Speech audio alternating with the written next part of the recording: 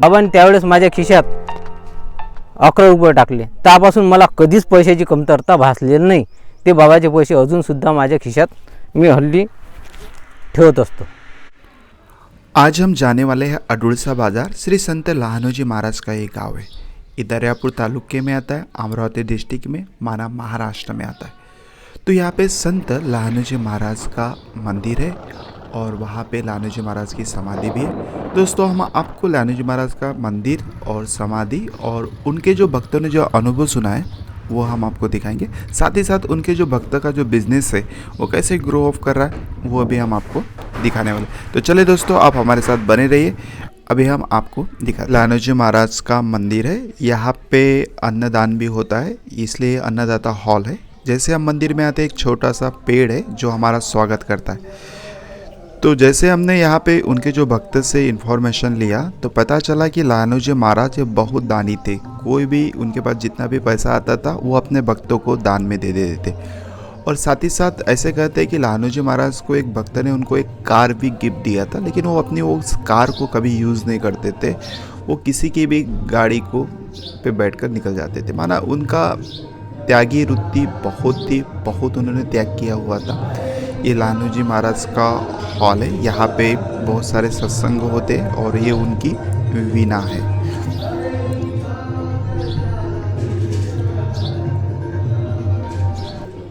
और यहाँ पे जब उनकी तबीयत ठीक नहीं होती थी तो वो यहाँ पे विश्राम करते थे. जैसे हम हॉल से निकलते हैं बाहर तो वहाँ पे एक छोटा सा मंदिर है और ये मंदिर संत की यहाँ पे मूर्ति रखी हुई.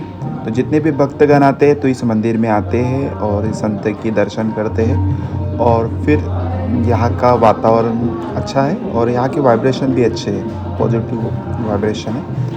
तो जितने भी भक्त आते हैं और यहाँ पे नमन करते हैं और एक एनर्जी अपने साथ यहाँ से लेके जाते हैं. लहानोजी महाराज जो संत थे उनके बोल में बहुत पावर थी, क्योंकि उन्होंने भगवान को याद करते करते उनके शब्द में इतनी पावर हो जाते थे, जो बोलते थे वो सिद्ध हो जाता था. तो उन्होंने बहुत त्याग भी किया. तो ये उनका रहने का स्थान है, यहाँ पे वो रहते हैं और यहाँ पे उनकी पादुका है. अभी ही उन्होंने समाधि ली है तो अभी हम आपको समाधि दिखाएंगे साथ ही साथ, और फिर उनके भक्त के हम अनुभव भी सुनाएंगे. बाबाचा समाधी 16 तारखेला झाला. 16 तारखेला झाला असताना म्हणजे अकोल्याहून 2 तारखेला आणलं बाबाला. 3 तारखेला. नमस्कार, मी पिंपळद येथे रहिवासी असून लहानोजी महाराज यांचा अनुभव सांगत आहे. लहानोजी महाराज एक वेळेस पावसाळा होत नव्हता. 3 महिने लगातार पावसाळा झाला नाही. त्यामुळे मी बाबाजवळ आलो. बाबा पाणी येत नाही. बा म्हणत होते, बा येते ना रे बा पाणी. मग मी म्हटलं बा पेरणं करू का? तर बाबानं पेर म्हणत. मी म्हटलं बा काय पेरू बा? पराठ. त्यासुद्धा हसत होत्या की बा तुम्हाला काय दिसलं हो, एवढ्या मोठ्या उन्हीत तुम्ही पेरणं करता. तर मी त्यांना म्हटलं की बा मला लहानोजी महाराजांनी सांगितलं, त्या कारणानं मी पेरत आहे. मग मी पेरणं केलं आणि त्याच दिवशी पावसाळा झाला आणि पेरणे लागले. मला बाबाच्या आशीर्वादाने 100 क्विंटल कापूस झाला. असे खूप उदाहरणं असे आहेत की बाबानं आमचे सोडवलेले आहेत. एक वेळेस माझी मुलगी बिमार पडल्यावर माझ्याजवळ 1 रुपयासुद्धा नव्हता. तर बाबाचं नामस्मरण करत असताना मला लगेच बँकेतून, महाराष्ट्र बँकेतून फोन आला, मुटकुरे भाऊ तुमचं लोन सँक्शन झालेलं आहे, तुम्ही कधी घेऊन जाऊ शकता. आणि बँकेत कंडिशन अशी आहे की तात्काळ तुम्हाला कोणी 5 पैसा देत नाही. मी घरी येताबरोबर त्यांनी मला लगेच 50,000चा DD देऊ का म्हणत. तर असं करता करता त्यांनी मला लगेच बँक ऑफ महाराष्ट्राने मला 1 लाखाचा DD मला मंजूर केला आणि त्यामुळं माझे लेकरांचे प्राण वाचले.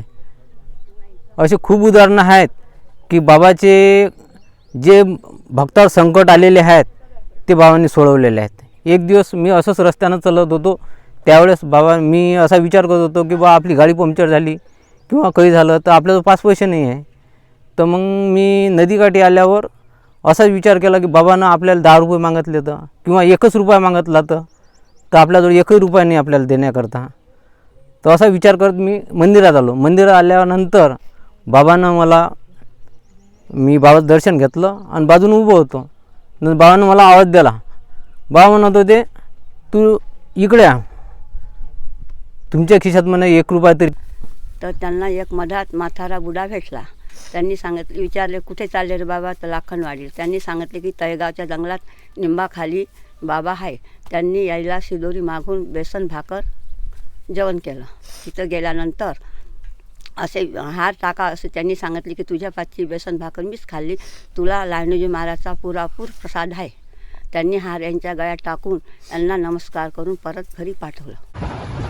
जैसे हम मंदिर के बाहर निकले तो हमें पता चला कि उनके एक भक्त का एक वहाँ पे होटल है और उनका वहाँ पे कॉफ़ी बहुत फेमस है बोलते. तो हम देखते ट्राई करते और आपको भी बताते, क्योंकि जब आप आएंगे तो यहाँ पे आप कॉफ़ी भी ले सकते और मंदिर में भी जा सकते हैं. लेकिन पहले हम टेस्ट करेंगे और आपको बताएंगे कि कॉफ़ी सही में अच्छी है या नहीं. तो अभी हम आ गए माउली होटल्स में. यहाँ पे स्पेशल कॉफ़ी है और ये लहानोजी महाराज का भक्त भी है.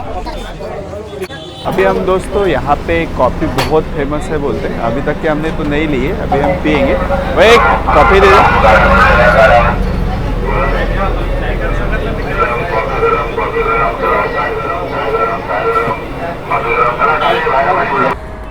थिंग्स लेट्स गो में आपका सभी का स्वागत है. दोस्तों हम ऐसी जगह पर आए हैं कि यहाँ की जो कॉफ़ी है बहुत फेमस है और हमने तो नाम सुना था, लेकिन जब हम इसका टेस्ट कर रहे हैं तो सही में कॉफ़ी बहुत ही बढ़िया है. मैंने आज तक तो कॉफ़ी नहीं पिया है, लेकिन चाय भी नहीं पीता और कॉफ़ी भी नहीं पीता.